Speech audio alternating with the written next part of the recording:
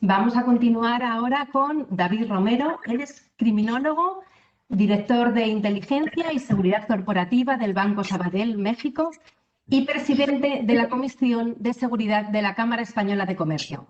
Y nos va a hablar de las oportunidades delictivas durante la pandemia. Pues David, cuando quieras, bienvenido. Muchas gracias, Yolanda, y buen día.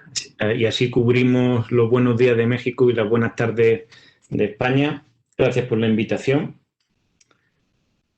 Imaginemos un empresario textil que fabrica trajes y que ve en la pandemia disminuidas sus ventas por el cambio en las preferencias en el consumo, ya que muchos consumidores han podido llegar a la conclusión de que pueden trabajar en casa perfectamente en pijama, y de este modo el empresario se ve obligado a reconsiderar sus oportunidades y tal vez explore nuevos productos como son las mascarillas o cubrebocas textiles, o incluso nuevos canales de venta como son los digitales y el e-commerce, aprovechando de este modo las nuevas oportunidades, de igual modo que en cierta manera pueden hacer también los empresarios criminales.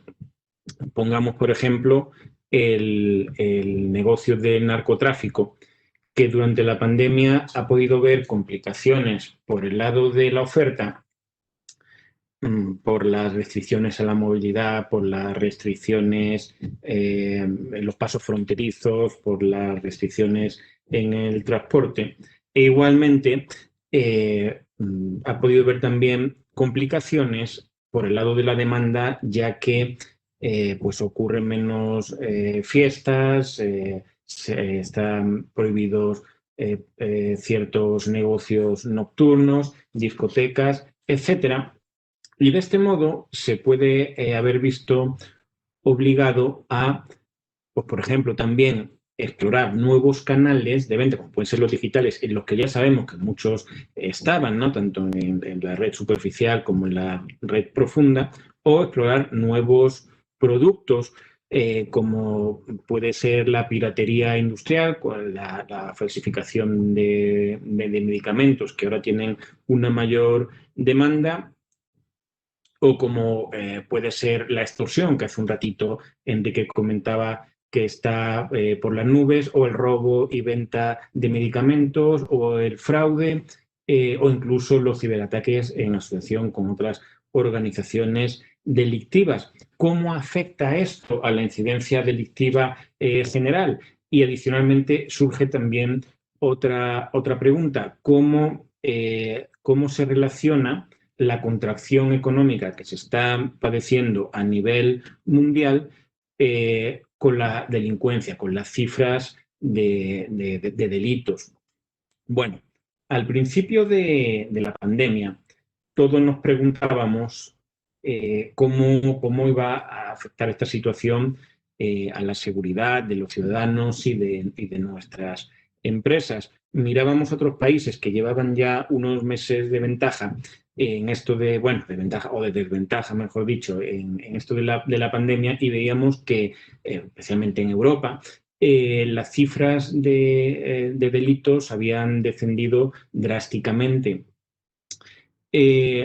Aquí en México vimos, como se puede observar esta gráfica de la incidencia delictiva que muestra el Secretariado Ejecutivo del Sistema Nacional de Seguridad Pública, vimos que en los meses primeros de la pandemia, en que eran más fuertes las medidas de distanciamiento social, pues sí hubo una bajada marcada en la incidencia delictiva, aunque a medida que fue pasando el tiempo y también abriéndose también la actividad y la economía, la incidencia delictiva se fue recuperando.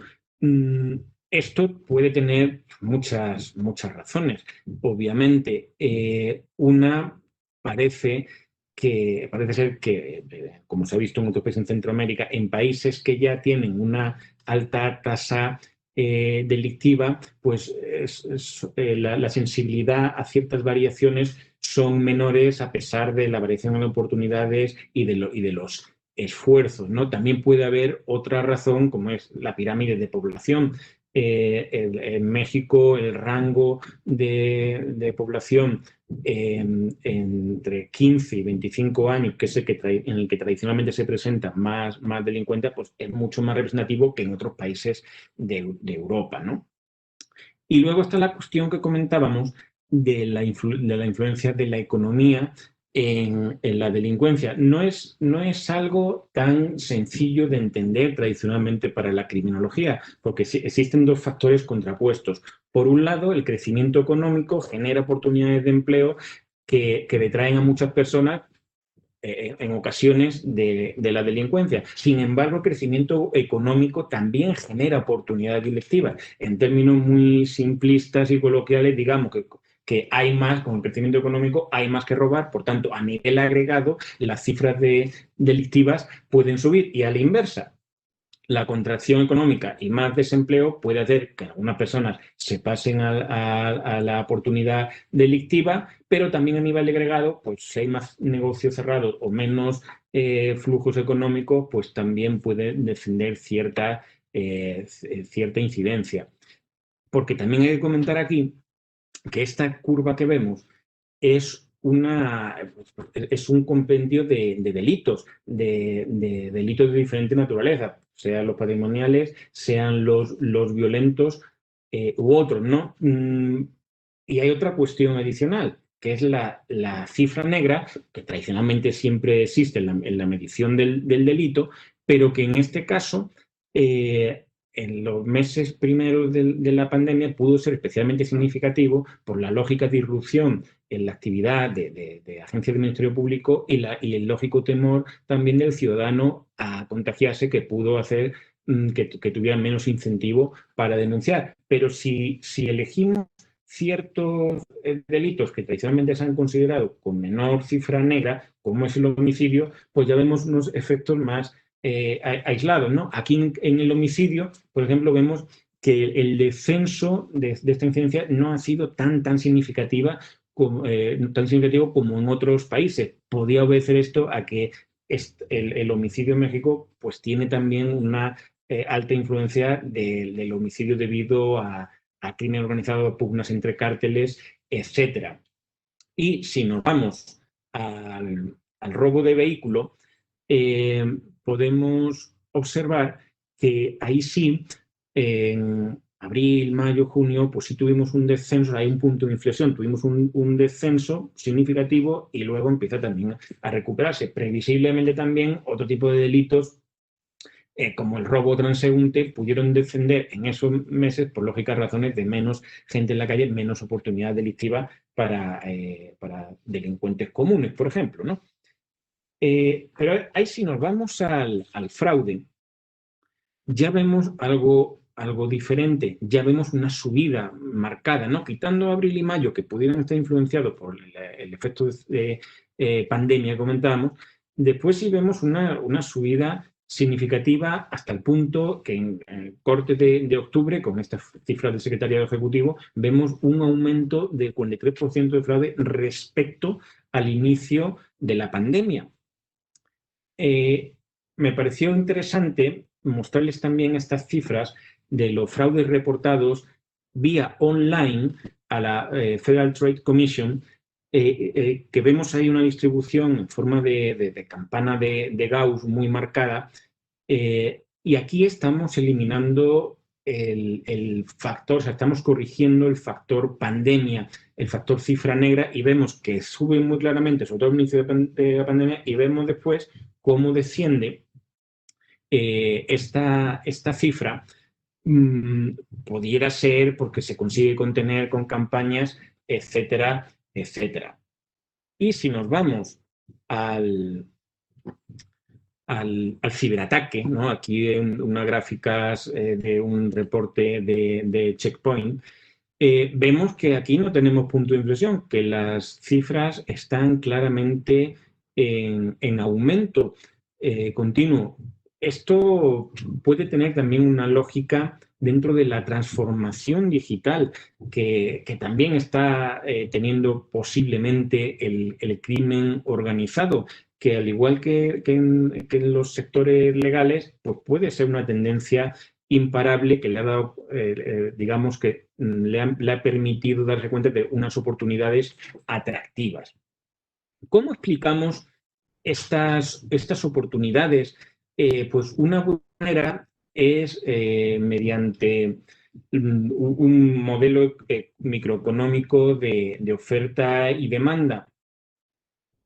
Aquí observamos que en los mercados habitualmente se considera la oferta una función de los ingresos, de los costos y de la tecnología existente.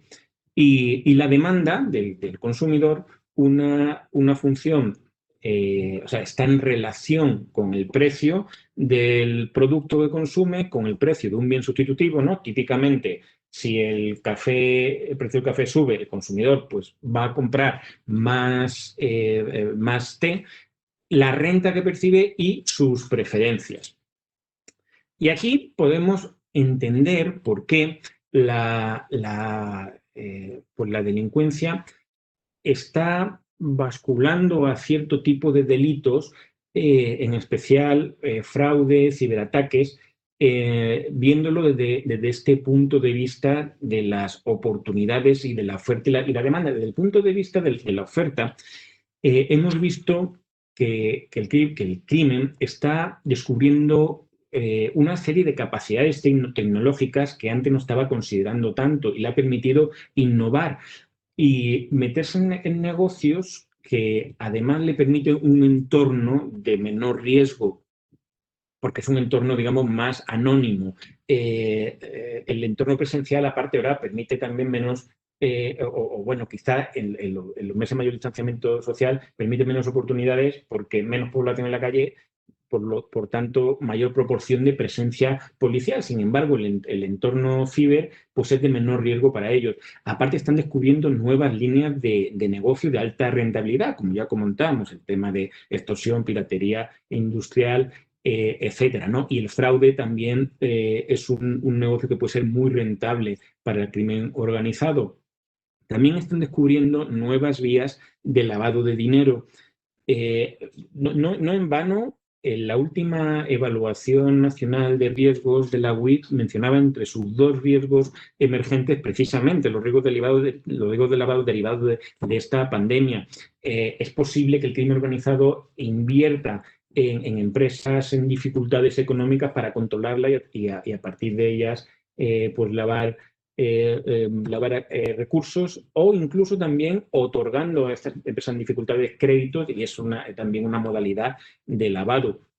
También se han dado cuenta que su tecnología incluso a veces es válida en el ciberespacio. Pongamos, por ejemplo, un delito que ha incrementado tanto como el ransomware, que es un secuestro finalmente, en este caso de activos virtuales, y que técnicas tradicionales del secuestro en el ámbito físico, como es la llamada, que no se estaban produciendo, y siempre, pues ya sabéis, el típico mensaje, etcétera, pues ahora incluso están adoptando esas técnicas y están llamando a las empresas para presionar en el pago del rescate. Y, por supuesto, como comentábamos, los canales digitales que se están utilizando también para la distribución de ciertos productos, como el caso de narcotráfico, ¿no? Respecto a la parte de la demanda, si bien no es aplicable de forma tan intuitiva este modelo a todos los delitos, ¿no? Porque nadie demanda conscientemente ser víctima, pero sí, en general, el consumidor pues ha mostrado ciertos patrones que le son favorables a ciertos delitos, ¿no? Como, por ejemplo, la velocidad con que se migró al home office, el aumento del perímetro de exposición para muchas compañías, los domicilios, las medidas de seguridad, obviamente no eran iguales que las que se tenían en muchos centros de trabajo y, en definitiva, pues una menor seguridad también en la casa hace más vulnerable a muchas personas y a muchas empresas en consecuencia a este tipo de riesgos. También la navegación, que puede ser en el entorno privado de mayor riesgo para las personas Y también, por supuesto, la ansiedad colectiva ante el tema del coronavirus crea un caldo de cultivo más propicio para el fraude. La necesidad de mayor información hace que... 2 minutos, David, disculpa. Perfecto, sí. Que ataques sean más exitosos, como es phishing y smishing, phishing, etcétera, ¿no? El miedo sobre los propios fraudes que hace que muchas organizaciones delictivas suplanten las áreas de fraude de los bancos y así pues generan más victimización y finalmente pues la mayor necesidad económica de muchas personas hace que sean más proclives a ser víctimas de estafas en la oferta falsa de empleos, de créditos ficticios, etcétera. Esto es, en resumen, una explicación muy superficial de la variación en las oportunidades delictivas y por qué delitos como el fraude y el ciberataque pues van a tener cada vez más protagonismo y nos deben hacer reforzar nuestros sistemas de prevención, seguridad y control en los tiempos venideros.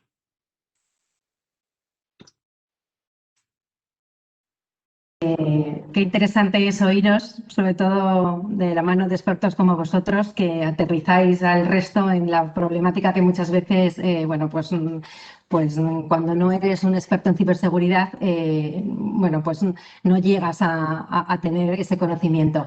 Te lo agradezco y ahora te voy a hacer una pregunta del público, porque el público te pregunta que de esta pandemia, que nos ha dejado muy pocas cosas buenas, pero una de ellas parece que la ciberseguridad va subiendo en escalones y parece que con esto de la pandemia podemos decir que se está posicionando dentro de la zona directiva. ¿Qué me puedes decir de esto?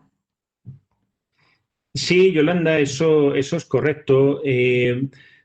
Como comentábamos, los riesgos relacionados con el ámbito ciber, los riesgos de fraude son cada vez más significativos y hay situaciones que van a permanecer, ¿no? Como es el tema del home office, lo cual le va a dar mayor protagonismo a estas áreas. Hay que decir que el CISO ya, por lo menos en el entorno bancario, tiene de hace un tiempo bastante protagonismo porque el sector bancario se dio cuenta hace mucho que que la información es una parte muy sensible que hay que proteger muchísimo. De hecho, pues la circular única de banco ya prevé desde hace un tiempo que el CISO le reporte directamente al director general. Y sí, pues toda la parte de CISO y también de tecnologías contra el fraude van a tener la inteligencia artificial mucho protagonismo en el análisis del comportamiento de transacciones, de comportamiento dentro de la organización, etcétera, y coincido en esa apreciación de que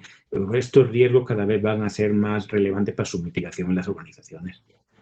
Muchas gracias. Sí, es cierto que, como estamos diciendo, sois un sector muy maduro. Sois un sector, sois infraestructura crítica y entonces, bueno, pues yo creo que es un modelo a copiar para el resto. Muchísimas gracias por tu colaboración y tu apoyo. Gracias. Por la invitación.